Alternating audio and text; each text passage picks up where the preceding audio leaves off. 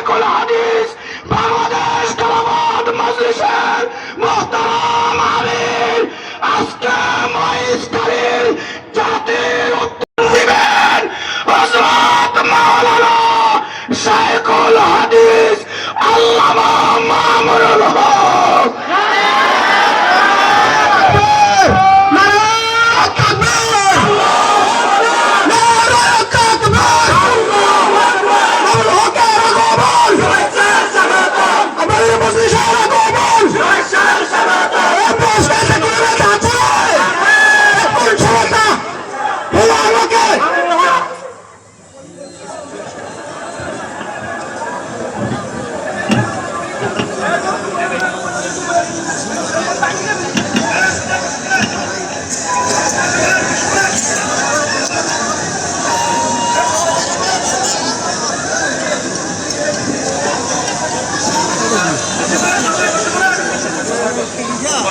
الحمد لله رب العالمين والصلاة والسلام على سيد المرسلين وعلى آله وأصحابه أجمعين.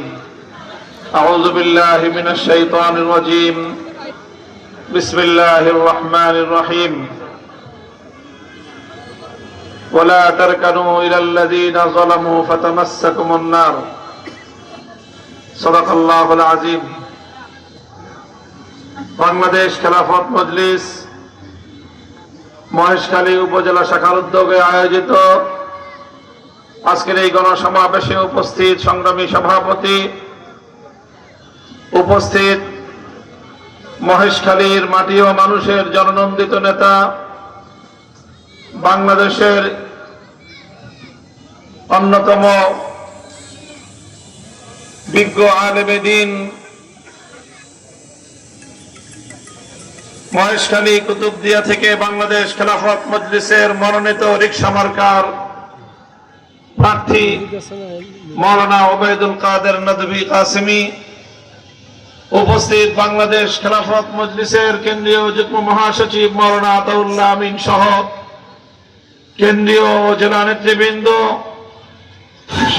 সমবেত সংগঠনের নেতাকর্মী ও সর্বস্তরের মহেশখালীবাসী, আমি আজ আপনাদের এই মহেশখালীতে দাঁড়িয়ে মহান আল্লাহ পাক রব্বুল আলামিনের শুকরিয়া আদায় করছি, যিনি বাংলাদেশের মানুষের বুকের উপর থেকে জগদ্দল পাথরের মতো চেপে বসা স্বৈরাচারী যুগের নব্য ফেরাউন, লেডি ফেরাউন খ্যাত শেখ হাসিনাকে শুধু উৎখাত করেননি, বরং তার জুলুম, নির্যাতন, হত্যাযজ্ঞের যথোপযুক্ত বিচারের ব্যবস্থা করে বাংলার মাটিতে তার বিরুদ্ধে ফাঁসির রায়, মৃত্যুদণ্ডের রায় ঘোষণার মতো পরিবেশ সৃষ্টি করে দিয়েছেন।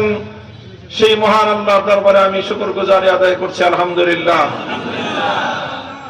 আজকে বাংলাদেশের মানবতা বিরোধী আন্তর্জাতিক অপরাধ ট্রাইব্যুনালে যে ঐতিহাসিক রায় ঘোষণা করা হয়েছে, সারা বাংলাতে আজ আনন্দের জোয়ার বইছে। আজকে বাংলাদেশের মানুষ উৎফুল্ল, কারণ বিগত 15 বছর বাংলার মানুষ দেখেছে শুধু লাশের মিছিল। বিগত 15 বছর বাংলার ঘরে ঘরে মায়েদের কোল খালি করা হয়েছে, মায়ের কাছ থেকে তার সন্তানকে কেড়ে নেওয়া হয়েছে, ভাইয়ের কাছ থেকে তার ভাইকে কেড়ে নেওয়া হয়েছে, সন্তান হারা হয়েছে পিতা, বাবা মায়ের আত্মনাদে খোদার আরশ পর্যন্ত কেঁপে উঠেছে। গোটা বাংলার এই মাটিকে গুম, খুন এবং হত্যার স্বর্গরাজ্যে পরিণত করা হয়েছিল। বাংলাদেশ থেকে অর্থ সম্পদ লুটপাট করে বিদেশে বেগম পাড়া করা হয়েছে।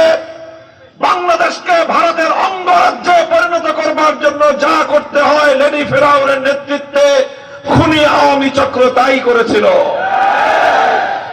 তারা মনে করেছিল এভাবেই জুলুম করতে করতে, অত্যাচারের মধ্য দিয়ে আজীবন বাংলার মানুষকে তারা নিপীড়ন করে যাবে, বাংলার মানুষের অধিকারকে তারা পদতলে পিষ্ট করবে।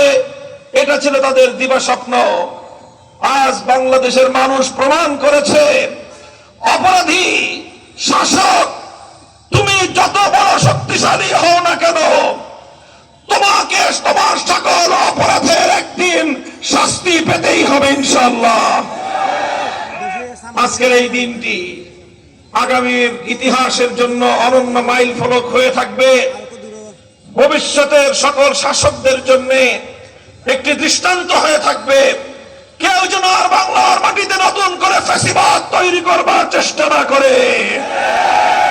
আমরা হুঁশিয়ারি উচ্চারণ করে দিতে চাই, যেভাবে জুলাই বিপ্লবের মধ্য দিয়ে বাংলাদেশ থেকে ফ্যাসিবাদকে উৎখাত করা হয়েছে, জুলাই বিপ্লবীরা আজ বাংলার মাটিতে বেঁচে আছে।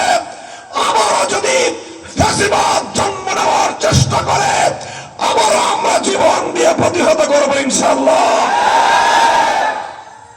সংগ্রামী সাথী ও বন্ধুগণ, আজকে বাংলাদেশের মানুষ বিশ্ব দরবারে তারা পয়গাম দিয়ে দিয়েছে, বিদেশি আধিপত্যবাদী শক্তির এজেন্ডা বাস্তবায়নের জন্য, ভিনদেশি স্বার্থ রক্ষা করার জন্য দেশের মানুষের বিরুদ্ধে যারা অবস্থান গ্রহণ করে, ক্ষমতার সুযোগ পেয়ে যারা জনগণকে অধিকার না দিয়ে জনগণকে শোষণ করে, যারা জনগণের রক্ত শোষণ করে, নিজের আঙ্গুল ফুলে কলা গাছ হওয়ার চেষ্টা করে, বাংলার মানুষ আর তাদেরকে কোনদিন গ্রহণ করবে না। সংগ্রামী সাথী ও বন্ধুগণ, আমরা আপনাদেরকে বলতে চাই, অনেক রক্ত দেওয়া হয়েছে, অনেক প্রাণের বিনিময়ে, অনেক জীবনের বিনিময়ে আজকের এই বাংলাদেশ অর্জিত হয়েছে। দীর্ঘ ইতিহাস। আজ এই বিজয়ের দিনে আমি আপনাদেরকে একটি বিষয় সতর্ক করতে চাই, আমাদেরকে ভুলে গেলে চলবে না।